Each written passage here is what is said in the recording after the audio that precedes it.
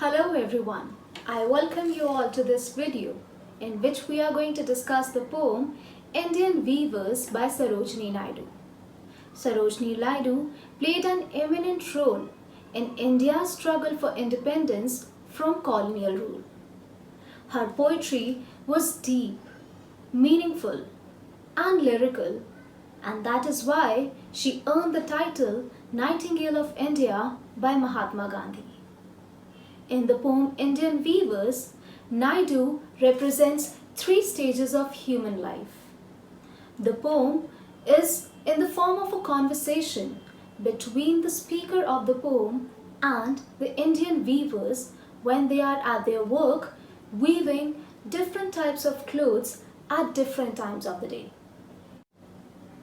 These different times of the day represent three stages of human life.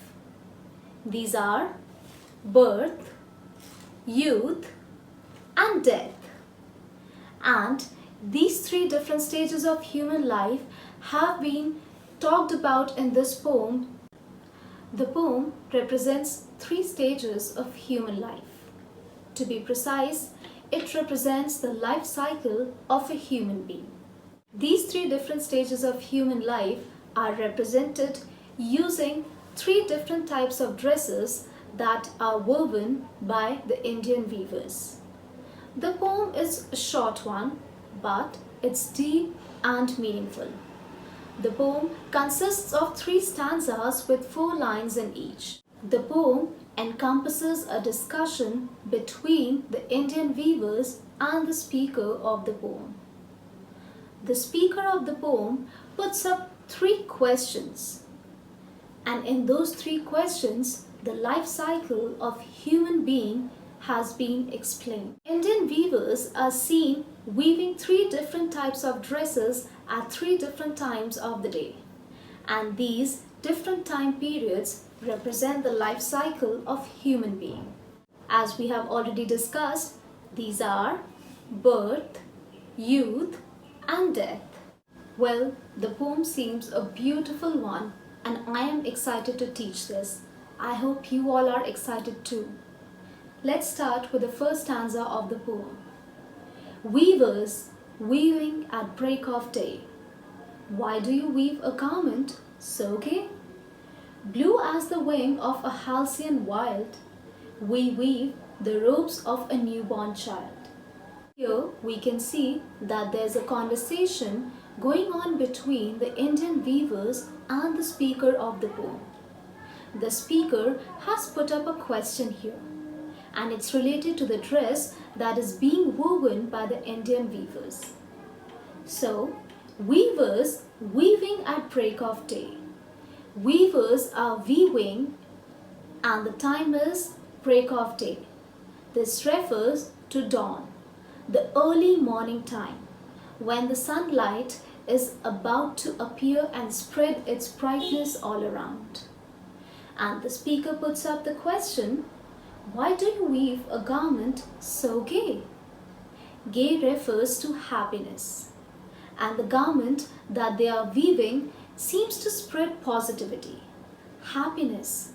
It appears colorful, and the garment is blue as the wing of a halcyon wild. Halcyon is a mythical bird, and it has bright blue wings. And the garment which the Indian weavers are weaving in the early morning is also blue in color. It's also very bright. Of course, this stanza refers to a time when there's happiness all around, when there's positivity. And the reply comes, we weave the robes of a newborn child.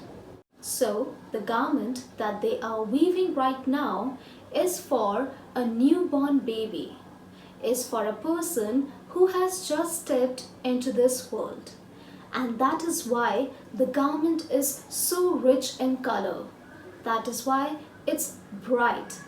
The stanza is all about happiness and positivity. It welcomes someone who is very precious, and that's why it's full of colors. and that's why it's bright. Dear viewers, this stanza is full of images. Break of day, blue as the wing of a halcyon wild. These images make the poem visualistic. It appeals to the sight of the reader. Let's move on to the next stanza of the poem now. Weavers weaving at fall of night. Why do you weave a garment so bright? Like the plumes of a peacock, purple and green. We wave the marriage veils of a queen. Well, the curiosity of the speaker has increased now. She sees Indian weavers weaving yet another garment, but it's not morning anymore. It's fall of night. Fall of night refers to the time when the sun has set. The evening is drawing in now, and they are weaving something at this point of time, and it's also quite bright. Therefore, she is quite curious to know, why are they weaving something so bright?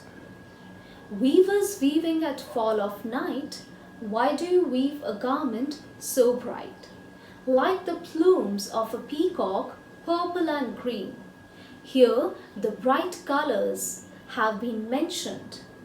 The bright colors resemble the colors of the feathers of a peacock. Plumes refer to soft and long feathers of a peacock. They are purple and green, and they are weaving the marriage veils of a queen. Indian marriages usually take place in the evening, and here the marriage of a queen is being referred to, and a dress is being woven for the queen. Again, marriage refers to a very happy time, refers to a time when everyone is gay, refers to brightness and colors all around. And the veil which is being woven for the queen, who is all set to marry, is rich in colors. The veil is going to be as bright as the feathers of a peacock, purple and green.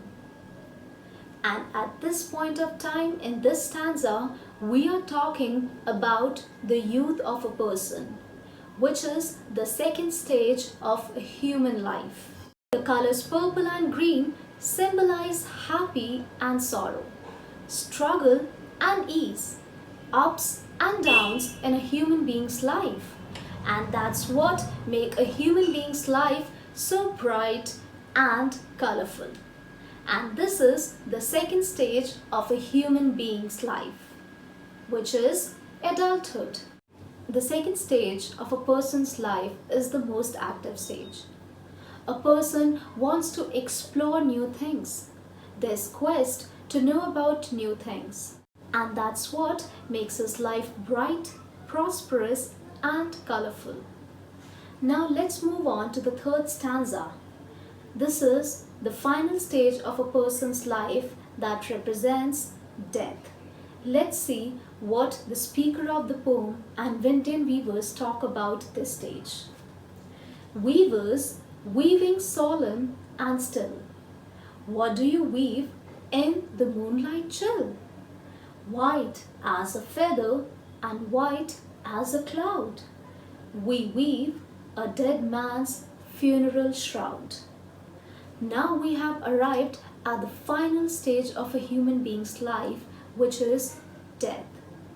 And this stage of life has been represented with the color white.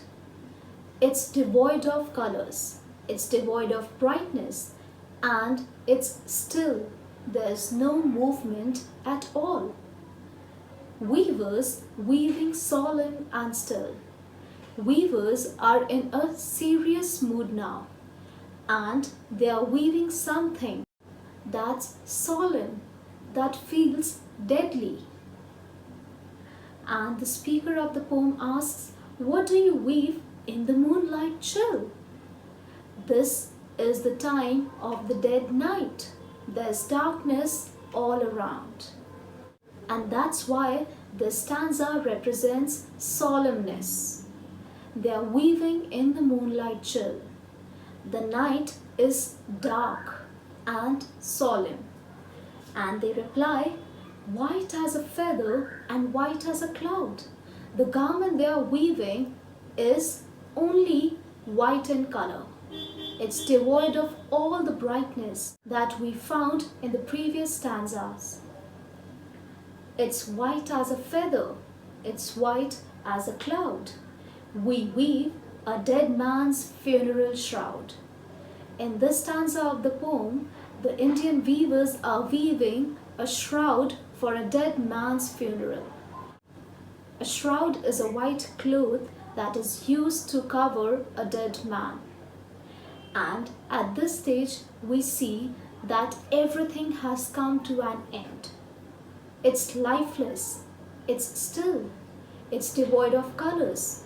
There's no movement and there's no hope. We started the poem with the first stage of human life that talked about positivity, happiness, life, and we have come to the end of the poem where we see that the life has come to an end. It's white, it's pale, it's devoid of colors, and it's also still. And that's the life cycle of a human being which has been explained in this poem. Indian Weavers by Sarojini Naidu sums up the life of a human being on earth in 3 stages. And the poet has used clothes and times of the day as symbols to represent these 3 stages. The life of a human being which began with one blue color. It represented happiness and joy, ended in one color, but it was not blue anymore. It was a pale white color that was used as a dead man's shroud. And the middle part of the poem explains the journey of a human being with a combination of colors, purple and green, representing the ups and downs of a human being's life. The poem is full of images, similes and metaphors that make it a lot richer and beautiful. I loved reading this poem and I hope that you like this poem too. That will be all for this video. For more such videos, stay tuned, like, share and subscribe. Thank you for being patient and watching.